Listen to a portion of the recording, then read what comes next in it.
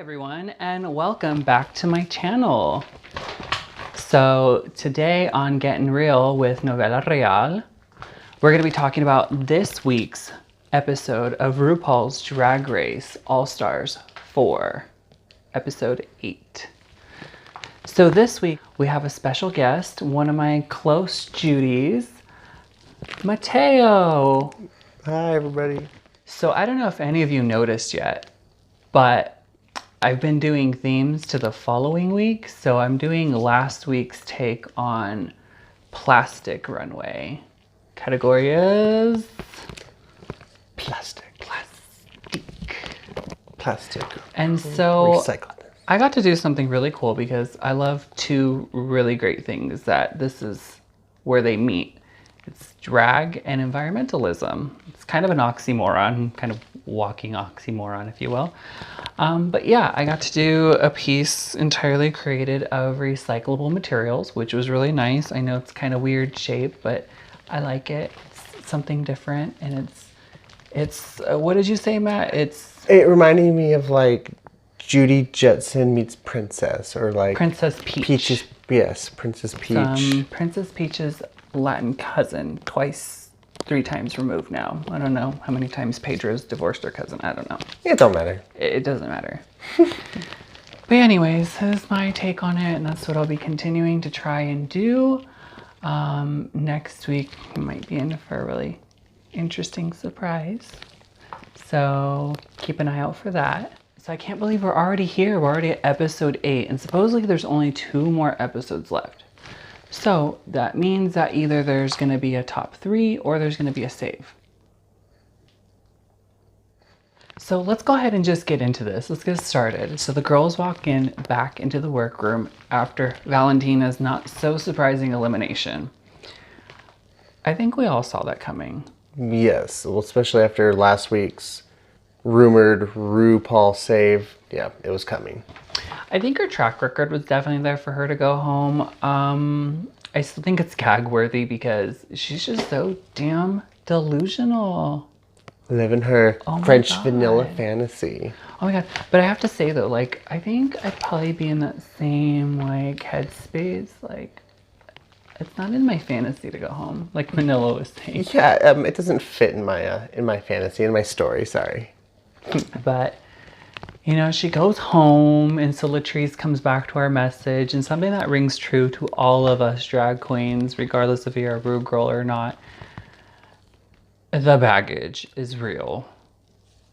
I'm not even a drag queen, and traveling in general, when you have to pack up and move, it struggles real. I mean, it takes a lot of stuff and money to look this cheap. Like, I don't think people honestly understand. That's why during this episode, something that Manila said was very resonating, where she was like, just understand why I'm so bitchy.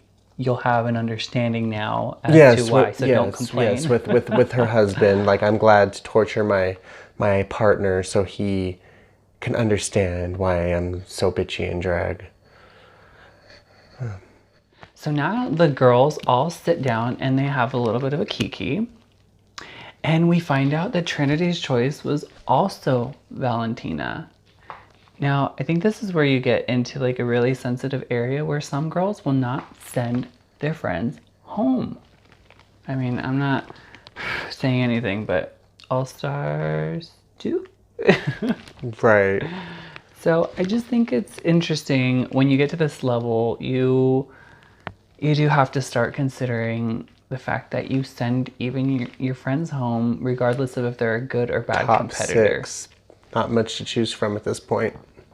So it's an interesting thing with All-Stars is that you end up having that. I think that Trinity made the right call. Like I was saying, you know. Trinity's been playing a very, very good, fair game this entire game. She wants to compete against the best, and she will... if you have the worst track record and Trinity is pulling lipsticks, you are going home.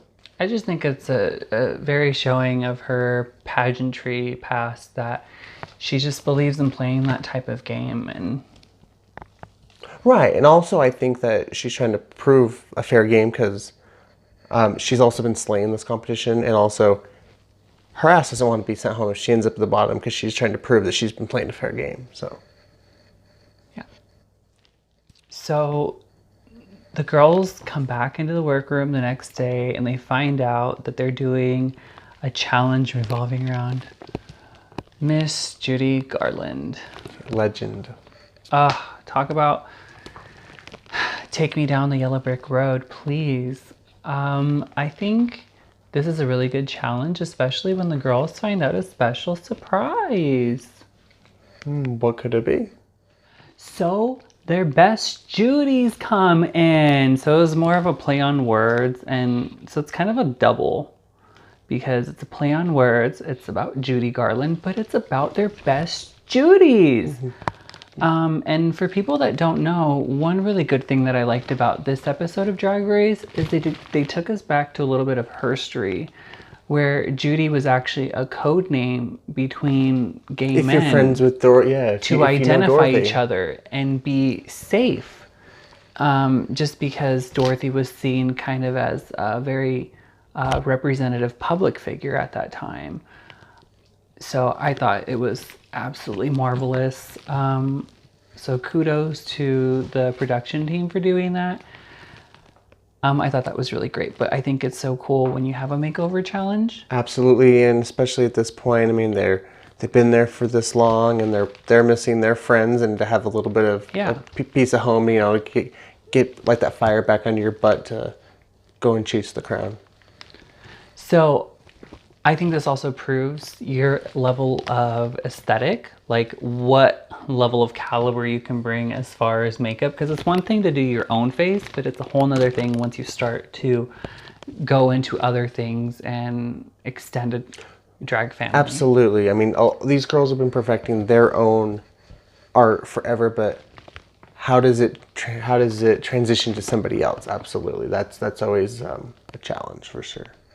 All right, and not only does Rue have to throw a big wrench in the game, I mean, it is Allstars 4, she has not only a makeup challenge, a makeover challenge, she's making them do a choreographed routine to, of course, a Judy Garland. Great.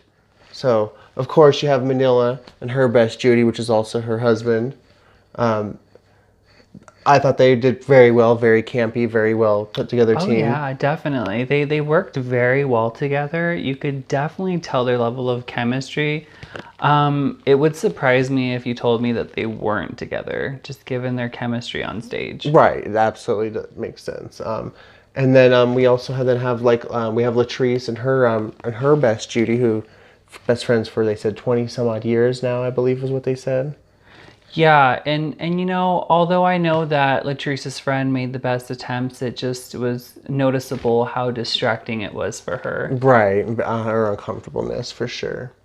And then of course, you know, there's Monique and Monet with their Judys as well and their Garland performances. Yeah, Monique, her partner got a little lost for me, but Monet's. They had very good, they synced very well together. They worked very well. Right, and I mean, and that also makes sense knowing that they do work together. So it makes sense that naturally they work together. Yeah, they run in the same circle. I mean, they met through Bob, the drag queen, so it makes sense. Right, and they tour together, so it makes sense that you can definitely tell that they have a very well working relationship together.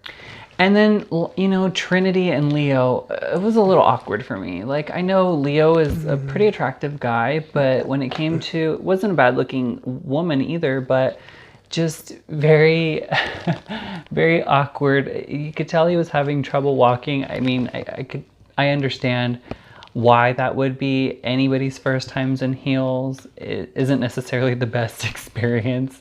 You can fall over several times. So despite all that, I still think he did pretty well. It's just not as good as the others. Absolutely. I mean, and that goes to show. And another couple that's obviously shown as well. Yeah, and then last but not least, because I believe we talked about everybody else except for Naomi. Yes, Naomi and her partner, Mini Smalls or. Extra Smalls. Extra Smalls. Pardon me. Extra Smalls. Absolutely. And they did pretty good. Oh, absolutely. They were very choreographed and campy as well. So, I mean, of course, not only that, then of course, immediately right after that, boom, get changed, runway. Yeah, that's always difficult when you have that extra challenge. So now let's go ahead and start on runway. So first up we have Latrice and her best Judy. And I have to say that the look is, I can see where she was going with it. To me, it seems It's definitely House of Royale. It gives me Latrice. It gives me the big hair of Latrice. Yeah, I think it's definitely there. I just think maybe there's a couple things she could have done just to fine tune it, just based upon what the judges said, because they were being picky. But I actually agree with you that I actually think it falls pretty good. The only thing maybe is probably where it was picky is this area right here where there's just not, and it's not reaching the floor. And Latrice's clearly is. So maybe that's where it was like, why didn't you take us there? Right. All the way down, darling. So I think that was the only thing where they could have really gotten her on the family resemblance. Absolutely. Next up after Latrice on the runway, we have Monique Hart and her sister, Shaneda Hart. And this look has definitely given me all sorts of Vincent van Gogh abstract realness to me, with the big eyes and everything else. I don't know about you. Yeah, I thought it was very pop art. It was very much in brand. I know that Monique really likes those cartoony types of patches and patchwork.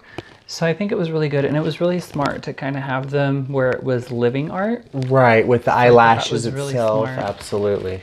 Yeah, I thought that was very smart. Definitely a very good look. Very campy, which Monique is very much bringing this season, I think, as well. So next up, we have Manila Luzon and Your Wife Luzon. So I hate to say it, but just based upon what Manila's brought this season, I just don't think it was quite up to caliber, given that they were advised that they'd be doing something like this, which usually I know that they are aware of what challenges they have. So for her to bring all this stuff beforehand and then bring something this basic, it hurt me. I mean, I get it was supposed to be family resemblance, but even at that, like being two queens, like unless you're sisters, right? I mean, or it feels Siamese twins or something at that point. Yeah, but it feels very much more Game of Thrones. Like, yes, you're from this kingdom, I'm from that kingdom. Yes, competing kingdoms rather than siblings or Siamese twins, or even, yeah, that makes sense. So I think maybe she was more stuck in the headspace of, this is my husband, wife, and they're here. So maybe they just didn't connect with the idea so much of siblings and having a family resemblance, because they're partners. And so that can be, maybe that didn't work in her favor. And in this, I think you're right. And I do think in this instance, unfortunately, I think that relationship, where that helped them in the Judy Garland performance, I think that it's kind of hindered them in this look-alike or the sibling challenge. Yeah. The next one lucky enough to grace the runway after Manila Luzon is Naomi Smalls and her partner, Extra Smalls.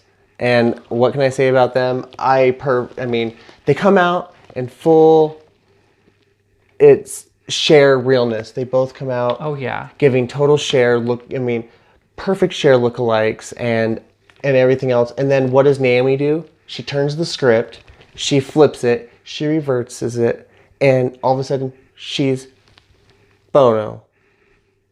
Yeah, that was a really smart thing to do. I mean, I know all the other girls were worried and they were like, boy drag, what do you mean? But it definitely worked. I mean, yeah, she definitely. It was just definitely Sunny Cher. All of a sudden, like, Sunny Bono came out, and it was like one of the best things that could have happened, in my opinion. Yeah, she definitely took Mama Ru's advice, kind of like in her season, where right before she started turning it out really was when Ru lit a fire underneath Naomi's ass. And I think that's the same thing that's happening here, where she's like, you know what? I'm going to take her advice.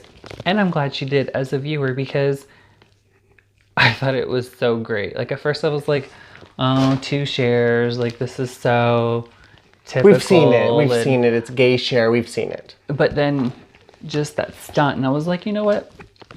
It feels right. It feels right. That was not only like a reveal, like she switched genders right there on the runway. Yeah, so that was fabulous. Yes, now, absolutely. I know I said before that couples did not do service to Manila. However, Trinity took it there the opposite way. She was not in her head at all with regards to the emotional aspect with her drag sister Indigo the Tuck. I mean, you want to talk about family resemblance? She built it into the ensembles. Everything. They could have been the hair, everything. Yes, absolutely. There's no denying they're sisters. They are the mom that's pretending to be the older sister. Now we find out who our tops are and who our bottoms are. So just based upon the lineup that you can see is Manila and Latrice fall smack dab right in the middle, and they stick out like a sore thumb as dubbed the bottom two. So this makes sense to me. It made sense to me. I mean, I was bothered by it because Latrilla's in the bottom. Yeah, Latrilla. I mean, both of their Judys had issues in the dance, in the performance. Well, Manila Manila wasn't the performance. It was straight up the runway, which was the huge issue. Right. And whereas, let's be honest, Latrice's both were pretty terrible. For me. They just weren't at the same caliber as everybody else, so... Yes, for top six. Unfortunately. But then we find out, you know, Monet and Naomi are the top twos for both, just all around. So, I think that was pretty expectable, pretty expected, because, I mean, just, you know, watching the performances, they were the ones I enjoyed the most, aside from Manila's. Right. And then runways, clearly, aside from Trinity's, I think if Trinity just done a little bit better, like I was saying earlier, in the Judy Garland tribute, then perhaps she would have been a contender. And Trinity's costume clearly shows that she knew she knew she was going to be doing a twin. And that's, you know, to where that's why when these girls don't come prepared, I think that's why Rue really punishes them. And with Naomi Smalls, with her Sunny and Cher, I mean, she was both Sunny and Cher. What more can you ask for? And the top two All-Stars of this week are Miss Naomi Smalls and Miss Monet Exchange. And we get the privilege of hearing a Judy Garland classic, of course, for Judy Week. And right out the bat, Monet is coming in very regal, very slow. She's very Judy Garland. And Naomi's just... She's gunning. She's batshit crazy. She's doing what we've come to realize she can do, which is deliver a lip sync. I mean, in this All-Stars, she's proven that she's not just pretty. And not just a look queen. But she will tear the house down. She will skate across on her little butt across that floor, doing with them long legs. She will bend herself in half. I know. She will. Next thing you know, we're gonna find out she's a contortionist, and then I'm gonna be like, well, everything else, she can do everything. But yeah, I think it was legitimately a good lip sync. Monet was definitely giving a little bit more. Just really emotional in the song and her feelings. Really regal. But I'm glad that Naomi did take it there because in the workroom, as we saw previously in the episode, she was saying how she was struggling, and Ruta said, you need to shake all that out and be weird, be stupid, don't be afraid to make a fool of yourself.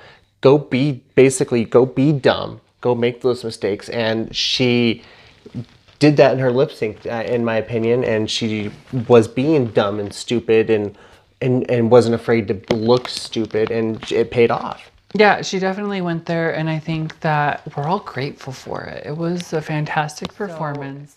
Given Naomi's performance is now designated lip sync assassin, she gets to choose which one of the two girls go home, and this is not an easy one for me. Right. It shouldn't be an easy decision. It shouldn't be a question of a decision all season long. These girls have went by if you have the lowest report card, if you have done the worst. Latrice should honestly be Latrice should be the one going home. It shouldn't even be a debate. Unfortunately for us, though, well, me especially, I was severely gagged. I mean, I was... Gooped. I wasn't gooped. I was choking. Novella was literally jaw dropped, almost borderline, almost in tears, shocked. Like, so shocked you're almost in tears. I was almost catatonic to where I just couldn't move. It was just like... I'm still processing it. Naomi has some nerve to eliminate Manila. I mean, Latrice did save her before. I wouldn't say save her because her track record was what kept her in the game. Absolutely. She has been, that's what kept her, is her performance record. Was she paying Latrice a favor back? Was she trying to send home a competitor? Was it a little bit of both? I honestly feel like it was honestly more strategizing. Like she was saying when she was going to pull her lipstick, does she want to go with her heart and send Latrice home, which is what she meant, or go with what her brain was telling you, which was to send Manila home. And as a fan, I have to say it hurts me that she sent Manila home because she's such a strong competitor. I mean, she was the front runner for me. Been killing it. But as somebody, if I were a competitor, it would be something I would definitely consider, especially at this point in the game where you're getting very close to the crown and any little mistake can help you send a competitor you home. Slip and you got to go. And I find it very, with Latrilla and, with longtime Drag Race fans, you'll remember this is also the second time that she got the chop. Yeah, so this is time number 3. Officially, including her season, but I mean, it is what it is. We'll see what happens next. To me now, I think it's pretty clear. To me, the front runners for me, now that Manila's gone. Yeah, with Manila out of the competition. I would personally say that I'm thinking it's going to be between Monet, Trinity, and Naomi.